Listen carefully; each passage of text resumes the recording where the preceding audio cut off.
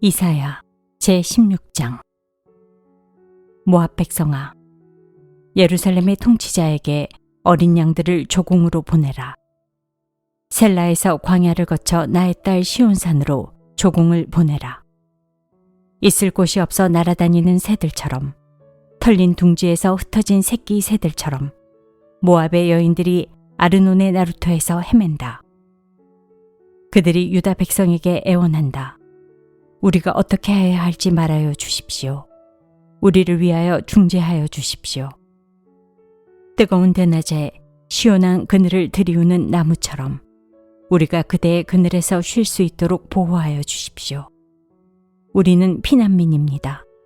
아무도 우리를 해치지 못할 곳에 우리를 숨겨주십시오. 우리가 이 땅에서 살도록 허락하여 주십시오. 우리를 죽이려고 하는 자들에게서 우리를 보호하여 주십시오.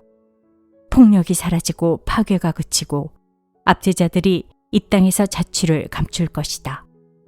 다윗의 가문에서 왕이 나와 신실한 사랑으로 그 백성을 다스릴 것이다. 옳은 일이면 지체하지 않고 하고 정의가 이루어지는 것을 보여줄 것이다. 유다 백성이 대답한다. 우리는 모압이 교만하다는 소문을 들었다.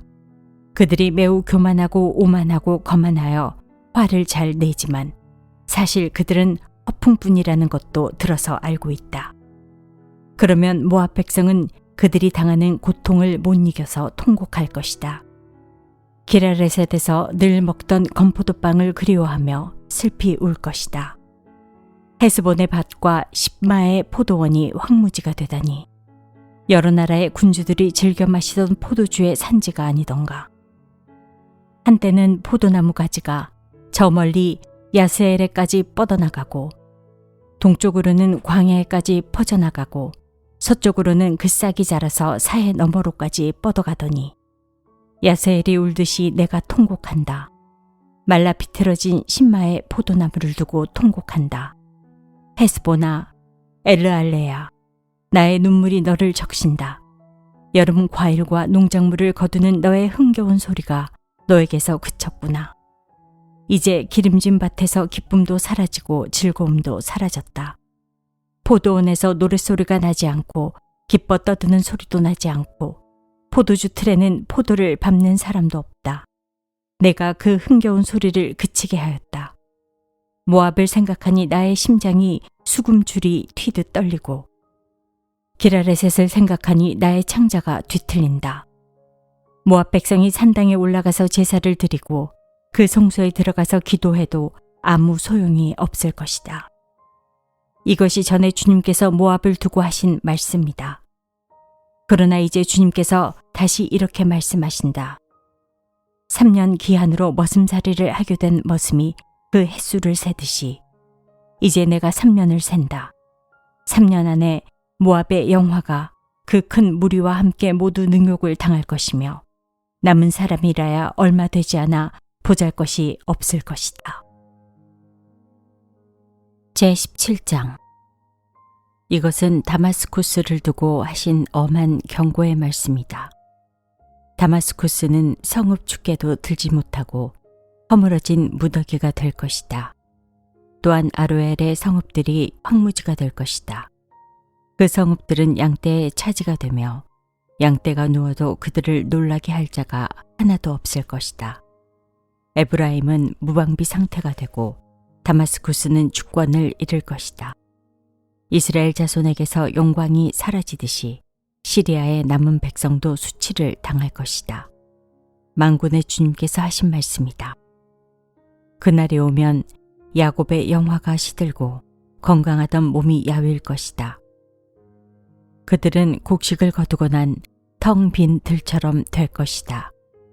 곡식을 거두는 자가 곡식을 다 거두어버린 그 들판, 사람들이 이삭마저 다 줍고 내버린 그 들판, 이삭을 다 줍고 난 르바임 들판처럼 될 것이다.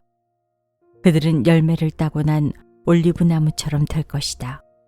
마치 올리브나무를 흔들 때에 가장 높은 가지에 있는 두세 개의 열매나 무성한 나무의 가장 먼 가지에 남은 4-5개의 열매와 같이 될 것이다.